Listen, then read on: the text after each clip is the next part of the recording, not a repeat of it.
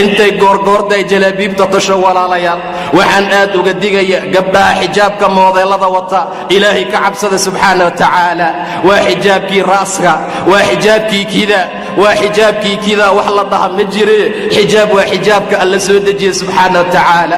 xijaab waa midka ku astura xijaab waa midka aan korkaaga laga arkin xijaab waa midkan kugu dheganayn xijaab waa midaan khafiif ahayn xijaab waa midaan dharka gaalada u ekayn xijaab waa midaan catar iyo barfuun lahayn xijaab waa midda ilaahay uu ku tilmaamay oo yidhi daalika adnaa an yucrafna taasaa ugu dhow in la aqoonsado inay gabar muslimad ah tahay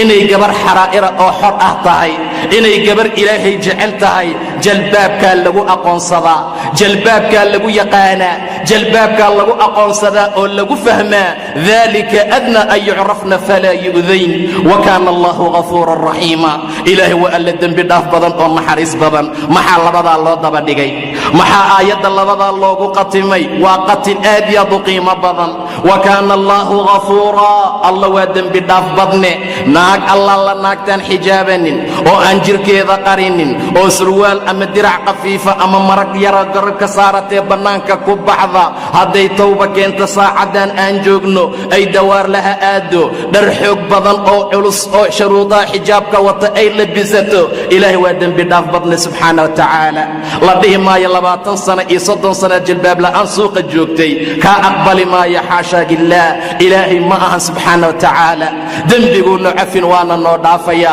wa kaana allahu ghafuuran raxiima waa alla naxariis badan oo dadka aan xijaabka wadanin aan ku soo dedejinin cadaabka subxaana wa tacaala waad u jeeddaa ayadoo la qaawan yahay ayadoo xumaan lagu jiro ayadoo diintii ilaahay laga tegey ayadoo xaqa iyo wanaagga aan lagu soconayn yuusan haddana ciqaabka nagu soo dedejinaynin war xijaabku waa quruxdiina naag walba say u xijaabataa naarta looga xijaabaa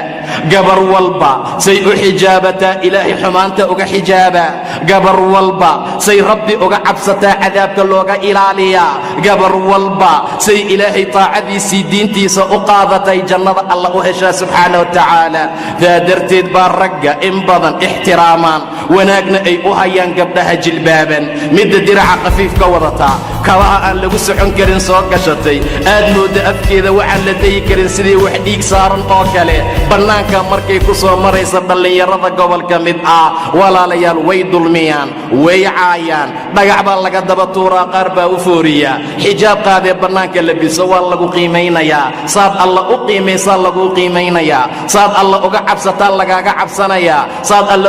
ugu dhowaataa khayrkii wanaagga lagugu soo dhowaynayaa xaaladaha noocaasa aad iyo aad ha loogu dadaalo rabbina ha laga baqa subxaana wa tacaala ilaahay